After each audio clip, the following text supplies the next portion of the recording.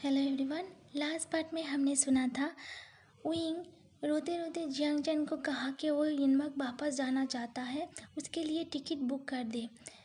Wing की बात सुन के जियांग चैन टिकट बुक कर देता है। अब आगे वांग जी के कमरे के अंदर वांग जी खुद को काम करके लियो येतिन को कॉल किया और आज के कॉलेज के सारे इंसिडेंट्स को बताया। उसे ऑर्डर दिया उस बिल्डिंग के सीसीटीवी फुटेज को चेक करके उन अल्फाओं को आइडेंटिफाई करके उन्हें उठाकर टॉर्चर रूम में ले आए। ये कह के वांग जी फ़ोन काट दिया।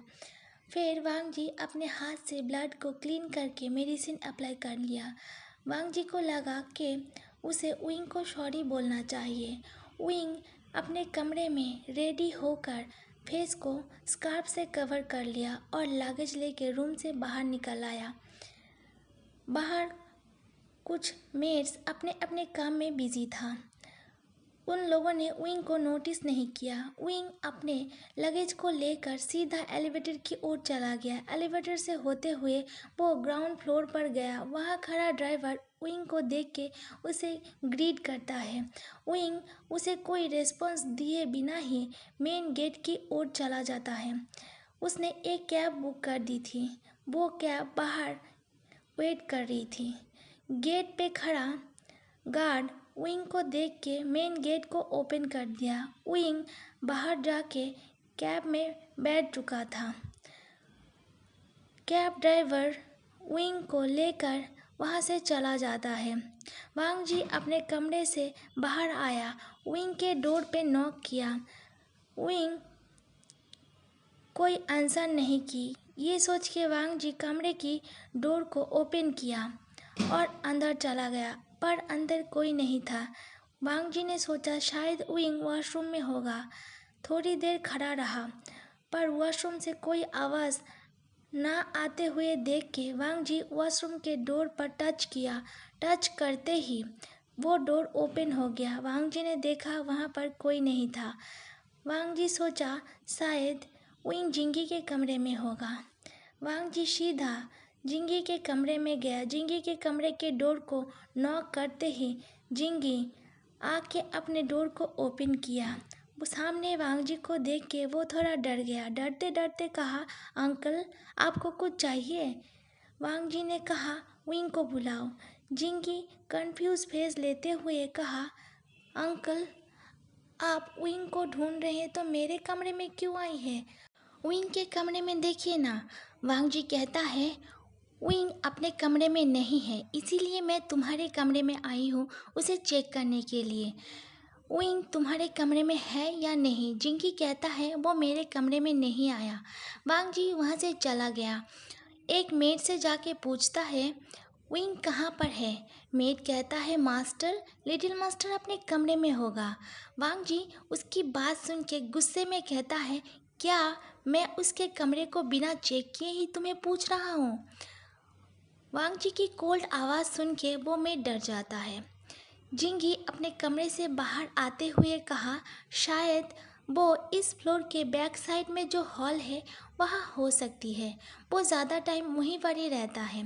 वांग जी ने कहा, वो वहाँ क्या करता है? जिंगी कहता है, पेंटिंग। वांग जी सरप्राइज में उसकी ओर देखते हुए कहा, पेंटिंग?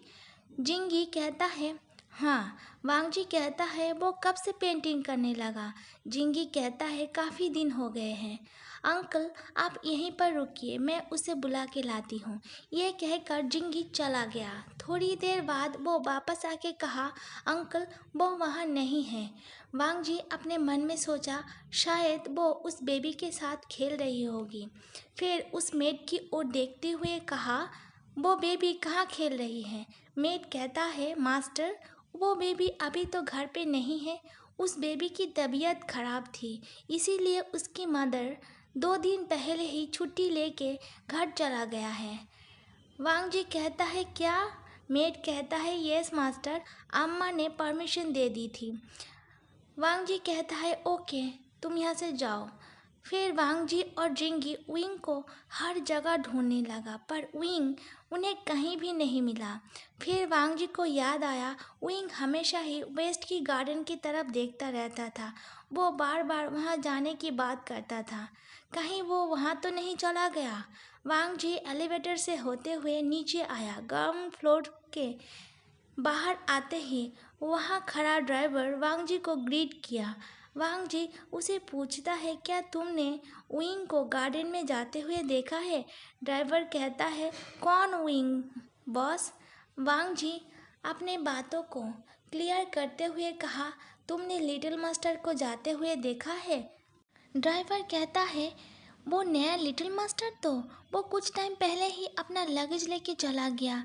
मैं उनके पास आई, उनसे कहा कि आपको जहाँ जाना है मैं छोड़ दूंगा, पर वो कुछ भी ना कह के सीधा गेट की ओर चला गया। वांग जी ड्राइवर की बात सुन के मेन गेट की ओर भागने लगा। मेन गेट के पास जाके गार्ड को डांटते हुए कहा, विंग को जाने क्यों दिया? वांग जी की टोन सुन के वहाँ खड़ा सब गार्ड अपने सिर को नीचे झुका लिया। वांग जी गुस्से में कहता है, अब चुप रहोगी या कुछ बोलोगी भी? उन गार्ड में से एक ने कहा, बॉस आपका ऑर्डर था, बाहर का कोई पर्सन बिना परमिशन के मेंशन के अंदर नहीं आ सकता, पर आपने ये नहीं कहा था कि अंदर के कोई पर्सन यहाँ से बाहर नहीं जा सकता। वांग जी उनकी बात सुन के अपने एक हाथ से अपने सिर के पीछे रब किया, फिर एक गार्ड की ओर देखते हुए कहा, कार्ड ले आओ, और दूसरी गार्ड की ओर देखते हुए पूछा, क्या वो कहाँ जा रहा है, कुछ बताया था? वो गार्ड कहता है, नहीं बॉस, हमने पूछा नहीं और उन्होंने कुछ बताया नहीं। वांग जी फिर पूछता है, कितने टाइम पहले वो यहाँ से गया है? वो गार्ड अपने वॉच को देख के कहता है, बॉस लगभग 20 मिनट पहले यहाँ से एक कैब लेके गया है। वांग जी कहता है, ओके, तुम गेट के बाहर लगे सीसीटीवी फुटेज को चेक करके उस कैब के नंबर को पता करो और उस कैब के जीपीएस लोकेशन को ट्रेस करके मुझे बताओ। वांग जी ने कहा, फास्ट करो। ड्राइवर कार लेके वांग जी के पास आया। वांग जी कार में बैठने से पहले एक गार्ड के कान से ब्लूटूथ को निकाल के अपने कान में पहन लिया और कार में बैठ गया। उसके कार के पीछे 2 और कार थी जो उसके गार्ड की कार थी। ड्राइवर कार को ड्राइव करने लगा। वांग जी को कुछ समझ में नहीं आ रहा था वो क्या करें, इसीलिए वांग जी ने कुछ सोच के जियांग चैन को कॉल किया। जियांग चैन कॉल रिसीव करके कहा, हेलो। वांग जी ने पूछा, क्या तुम्हें विंग ने कॉल किया था? जियांग चैन ने कहा, वो युनमक वापस आना चाहती है। वांग जी ने पूछा, किस में, ट्रेन या फ्लाइट में? जियांग चैन ने कहा, मैंने उसकी फ़्लाइट की टिकट बुक कर दी है। वांग जी पूछता है, कितने बजे की फ़्लाइट है? जियांग चैन कहता है, अभी तो 5 बज रहे हैं, 9 बजे की फ़्लाइट है। जियांग चैन पूछने ही वाला था कि क्या हुआ है विंग के साथ, पर वांग जी कुछ बिना सुने ही कॉल को काट देता है।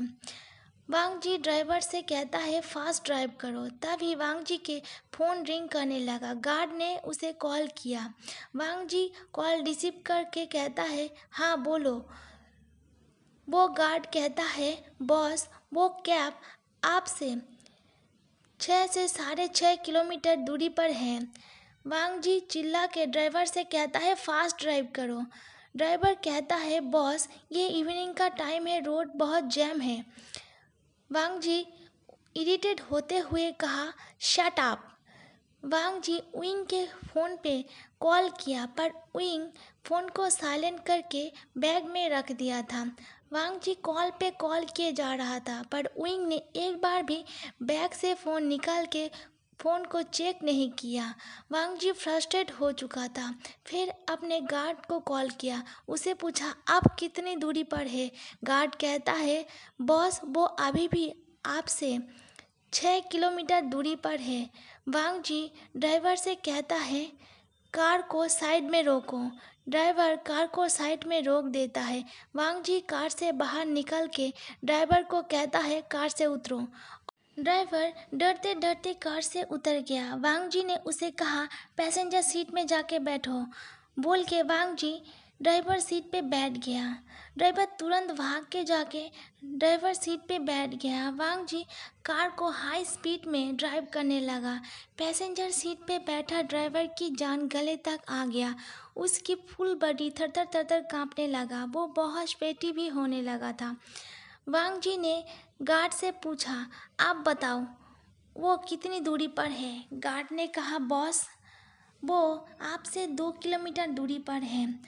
वो कैब 5 मिनट के अंदर ही एयरपोर्ट पहुंच जाएगी। वांग जी ने ओके कहकर कॉल को काट दिया और कार के स्पीड को थोड़ा और हाई कर दी।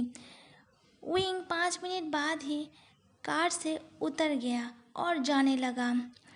वांग जी हाई स्पीड में कार को ले जाके विंग के सामने खड़ा किया। विंग सडनली अपने सामने ऐसे कार को देख के डर गया और 2 कदम पीछे चला गया। उसके हाथ से लगेज छूट गया। वांग जी ड्राइवर को देख के कहा, जल्दी से ड्राइविंग सीट में बैठो। बोल के वांग जी कार से उतर गया। ड्राइवर तो कार से उतर कर ही वॉमिटिंग करने लगा। वांग जी को देख के विंग पीछे मुड़ के भागने लगा। विंग को भागते हुए देख के वांग जी भी उसके पीछे भागा। विंग चिल्ला चिल्ला कर बोलने लगा, आप मॉन्स्टर हो, आप मॉन्स्टर हो।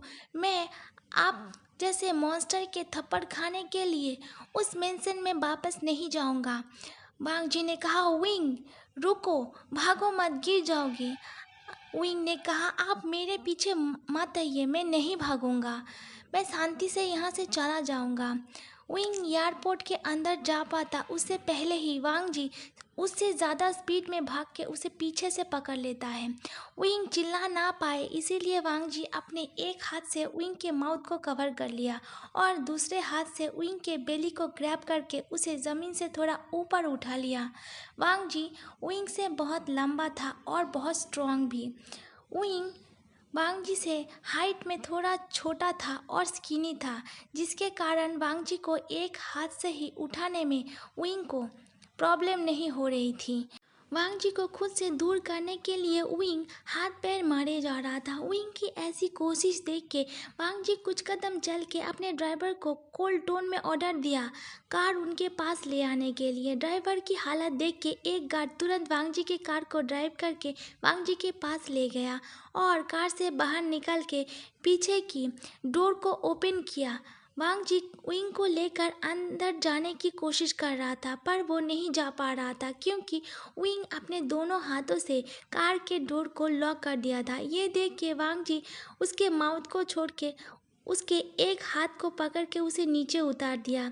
विंग को थोड़ा साइड करके वांग जी खुद अंदर बैठ गया। विंग वांग जी के हाथ पे ज़ोर से बाइट कर दिया। वांग जी को बहुत दर्द हुआ, फिर भी वांग जी विंग के हाथ को नहीं छोड़ा। वांग जी कार के अंदर अपने एक हाथ से विंग के बेली को ग्रैब करके उसे कार के अंदर पुल किया और अपने गोद में बिठा लिया। गोद में बिठाते ही ड्राइवर जो एक गार्ड था उसने तुरंत डोर को लॉक कर दिया। विंग कार के अंदर चिल्लाए जा रहा था, help me, help me. Wing की ऐसी आवाज़ को सुन के वांग जी अपने हाथ से विंग के माउथ को कवर कर दिया। वांग जी के दूसरे हाथ विंग के बेली को ग्रैब किए हुए था।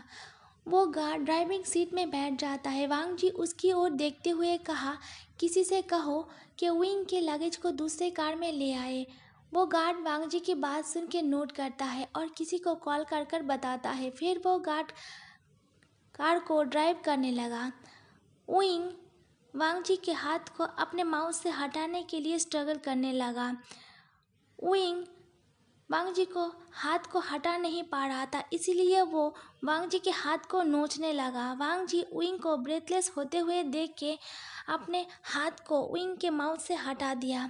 विंग अपने सर से स्कार्फ को पूरा ओपन करके फेंक दिया और लंबी लंबी सांस लेने लगा। वो गुस्से में वांग जी की ओर देखने लगा और उसके हाथ पकड़ के ज़ोर से बाइट कर लिया। दर्द के कारण वांग जी अपनी आंखें बंद कर ली। विंग वांग जी के हाथ को छोड़ दिया। वांग जी ने विंग से सॉरी कहा। वांग जी ने देखा विंग ने जहाँ काटा था वहाँ रेड निशान बन गया है और वहाँ विंग की सलाइवा भी लगी हुई है। वांग जी ने वहाँ अपने लिप से लिक किया। विंग वांग जी के हाथ को अपने बेली से हटाने की कोशिश करने लगा, पर वो हटा नहीं पा रहा था। इसीलिए वांग जी के हाथ पर हिट किए जा रहा था, चिल्लाकर बोल रहा था, मुझे छोड़ दीजिए, मुझे छोड़ दीजिए, मुझे वापस जाना है। मैं उस मॉन्स्टर हाउस में वापस नहीं जाना चाहता। मैं मार नहीं खाना चाहता। आज तक मुझे किसी ने भी नहीं मारा। वांग जी विंग की ऐसी हरकत देखे वो क्या करेगा उसे समझ में नहीं आ रहा था। विंग वांग जी के गोद में बैठकर बार बार मूव कर रहा था, जिसके कारण वांग जी को बहुत प्रॉब्लम हो रही थी। वांग जी गार्ड से कहता है, कार को साइड में रोको और बाहर जाओ। गार्ड नोट करके कार को साइड में रोक के कार से बाहर चला जाता है। ये देख के विंग भी कार से निकलने की कोशिश करने लगा, पर वांग जी की टाइट उस पर और ज़्यादा हो गई। वांग जी अपने दूसरे हाथ से विंग के लंबे बालों को उसके नेक और शोल्डर से हटाकर दूसरी ओर किया। अब वांग जी को विंग की नेक और शोल्डर पूरी तरीके से विजिबल हो रही थी। वांग जी विंग के ईयर लॉब को टांग से लिक किया। वांग जी की सडन टच से विंग के अंदर एक करंट दौड़ गई। वांग जी की टच से विंग चिल्लाना और हिट करना बिल्कुल बंद कर दिया। वांग जी विंग के नेक में अपने नोज को रब किया और विंग के सेन ग्लैंड से विंग के सेंट को इनहेल करने लगा। फिर सेंट ग्लैंड पे अपने लिप से लिक किया, जिसके कारण विंग के अंदर एक नई अनुभूति हुई जो उसे आज से पहले कभी भी नहीं हुआ था।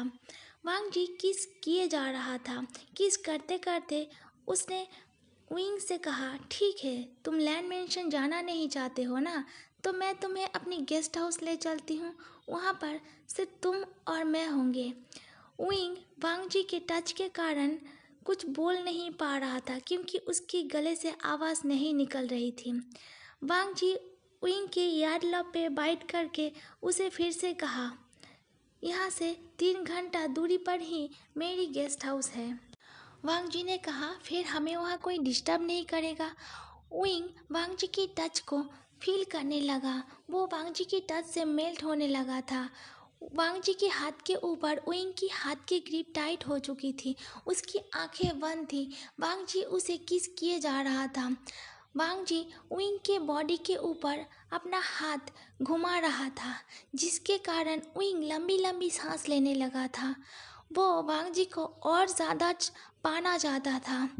वो धीरे धीरे अपने सिर को वांग जी की सीने की ओर झुका लिया।